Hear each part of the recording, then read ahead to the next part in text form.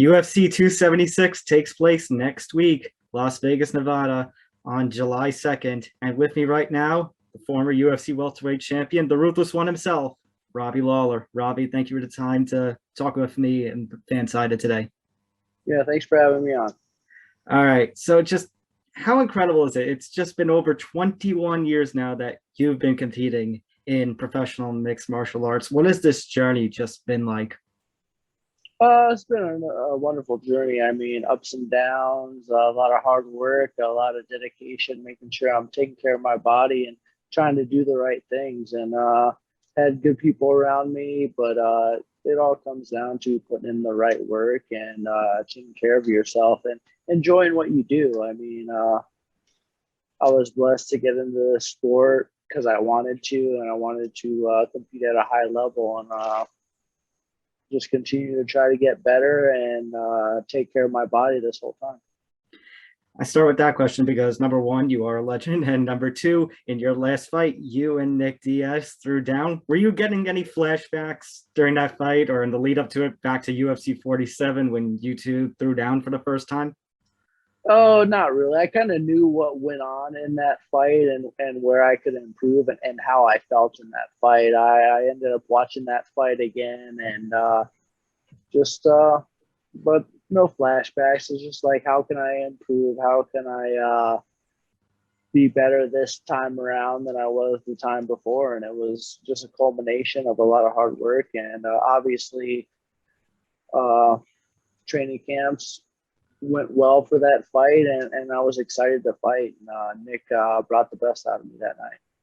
And how did it feel to get the win back? Not only get the win back, but finish Nick Diaz, because it had been years since Nick Diaz had competed, but he and Nate are always known as being very durable, very tough fighters, and you're now one of the very few that have finished Nick. I mean, a fight's a fight. I mean, it wasn't like getting him back. It was clicking on all cylinders and trying to do the best I could. I wasn't focused on what happened in the past because you can't change the past, but you can be excited for where you are in the moment and go out there and try to put your best foot forward. And I was excited to fight him. He's a big name, a legend of the sport. He's fought everyone. He's a no-nonsense guy. So I trained really hard. My team at Sanford MMA got me ready for that fight, and it showed.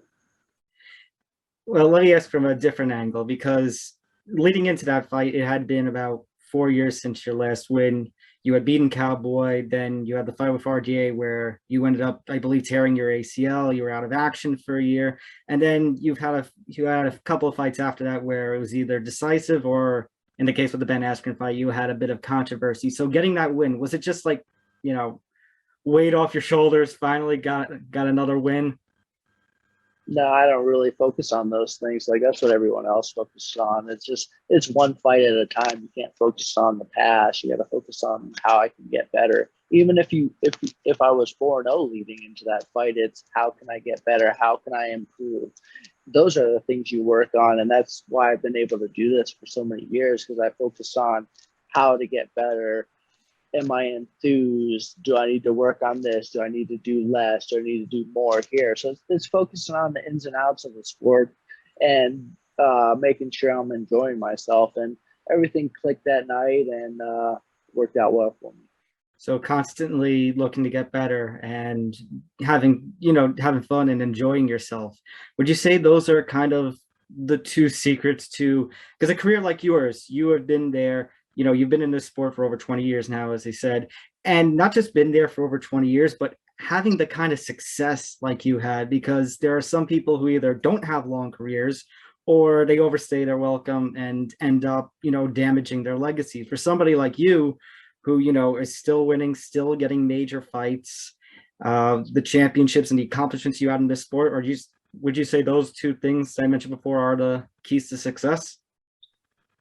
Yeah, I would think definitely enjoying yourself and being willing to get in there and work with the young up and comers and being just wanting to put in the work. I mean, I enjoy myself. I enjoy fighting. I've done this for a long time, but if I know how to get myself ready, but if I'm excited, I'm having fun, and that's my key. You've had a lot of accomplishments, a lot of great fights. Proudest accomplishment, I know we have the UFC welterweight championship win, but then your two title defenses after that, uh, Carlos Condit, Rory McDonald, two of the greatest fights in UFC, let alone MMA history. What would you say is your proudest moment in this sport thus far? Uh, right now, my proudest moment is I started this in 2000 full time in May. I've been doing this for 22 years at the highest level, training with the best fighters in the world, and that's kind of living in the now. Like, I'm training with some of the best fighters in the world right now, and holding my own and doing well, and enjoying what I do. So that's my biggest accomplishment, being a part of this sport for so long and being able to do it at a high level. It's not so much like the accolades are nice. That's why people recognize you in this, but it's on to the next. That's pretty much how sport is. That's how competitors work. It's not what you did 8 years ago. It's what you're doing now, and how you're making other fighters better on your team, and helping them out and giving back to the sport. And that's kind of what I believe sports all about, evolving and then giving back to the youth, so it's easier for them. So two stints now in the UFC. You had a little stint in Elite XC and Strikeforce, the latter which was purchased by the UFC. Over all these years, what's your relationship with Dana been like? It's been really good. I mean, he's been around. He helped build this sport. Him and Lorenzo, the UFC, to one of the biggest organizations in the world. I mean, and it's continuing to grow. I mean, he brings a lot of enthusiasm and excitement, and yeah, it's good. I mean, I just come to fight, and I think he appreciates that. I've been doing this for a long time, and he's been promoting for a long time. He brought me into the UFC, and it's been a good relationship. So I bring up the Diaz brothers, I bring up Dana. Obviously, right now we've got a little interesting contract situation with Dana and with Nate Diaz. Do you have any thoughts on that? Would you want to see somebody like a Nate Diaz fight a guy like a Jake Paul or a Logan Paul? Um, I'm a fighter first, so if he's able to make a whole bunch of money and and live a great life because of everything he's accomplished and the kind of person he is, let's get these fighters some more money, and be nice if that happens. But a lot of things have to line up, and hopefully they can figure that out. But I'm all about fighters making more money, and putting on shows, and like to see him make money. So on that note, over all these years that you've been competing in this sport, where have you seen this sport change for the better? And then on the flip, where's something that you've seen quality go down, or if there's something that still needs to be worked on? No, I mean, the sport's evolving, and it's going to continue to evolve. It's you have to realize, when I first started fighting, I don't know how many fights the UFC was doing a year, maybe 4, maybe 3. So they're doing a lot more shows. So you're actually getting to see a lot of fighters come up and start really early. So you're getting to see their start of their careers and the end of their careers. So I would say finding a balance, because there's a lot of fights going on. Not everyone's super high level. Everyone might be high, somebody might be high level in this, but it's the rookies and there's the elites. So I mean, this sport's growing so fast. There's a lot of content out there, and there's a lot of viewership. So a lot of guys are getting a lot of opportunities early, and I would say that's the biggest takeaway. They're doing a lot more fights, so there's a lot greener fighters coming in that are looking to build and make a career out of this. So now we talk about the stars of today. We talk about you yourself as a former welterweight champion. Obviously, the champion, the king of the UFC welterweight division right now is Kamaru Usman. And the constant question every time we bring up the welterweight division or Usman himself is, the welterweight GOAT conversation. Usman, GSP.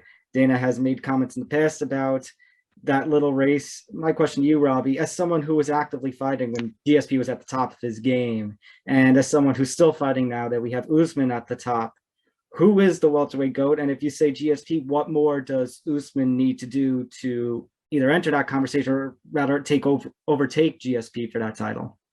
I mean, that's a fun conversation for everybody except for me. Like, I don't care. Like, everyone wants to, like, oh, what do you, everyone has a different opinion on that and they want to hear what I think. But it really, I don't focus on those things. Like, everyone's kind of doing the best they can. And Usman's looking to secure his legacy or whatever. I'm looking to have fun and beat people up. So, I mean, GSP is not even fighting anymore. I mean, it's nice to be in a conversation, but that's like barbershop talk, and I don't really like play those like games because Fair. not fun to me. Speaking of Usman, August 20th, he's defending the welterweight title against Leon. Do you have a prediction for that fight? Nope, it's gonna be a good fight. I mean, Leon's grown a lot, Kamaru's grown a lot, so it's gonna be a battle. Two high-level fighters getting after it, and it's in Salt Lake City, so it should be a fun one. Speaking of fun and high-level fighters, you, Robbie, yourself next week, you're taking on Bryan Barberena. How do you feel physically heading into that fight? I feel good. Just cleaning everything up, sharpening up all my skills, making sure I'm ready to go. So training camp went really well. Now it's just make the weight and make sure I'm sharp and enjoy myself next week. Everyone at Sanford MMA did a great job of getting me ready for this fight. And I'm just kind of using my fight versus Diaz to kind of keep the momentum going. And I was able to do so during this camp. Energy was high, and my training, a lot of training partners getting ready for fights. So we were pushing each other. Good. Now, Bryan, he's won 3 of his last 4. 2 of his last 4 fights have been fight of the night winners. It should be a really good fight. What do you make of Bryan as a fighter, and what are you expecting in terms of what kind of fight you think you're going to get out of Bryan? I mean, Bryan comes to fight. He's crafty. He rolls with stuff, mixes things in, has decent hands. Just all around guy who has some savvy out there. So I have to get in there and showcase my skills, and it should be awesome night for the fans. I'm going to assume you don't have a prediction for your fight. No, I feel great about my capabilities. Training camp went great. So I'm excited to go out there and show everyone what I'm capable of. UFC 276 next week in Las Vegas, International Fight Week. As part of that card, Robbie Lawler versus Bryan Barberena. Robbie, class act as always. Thank you so much for your time. Cool. Thank you.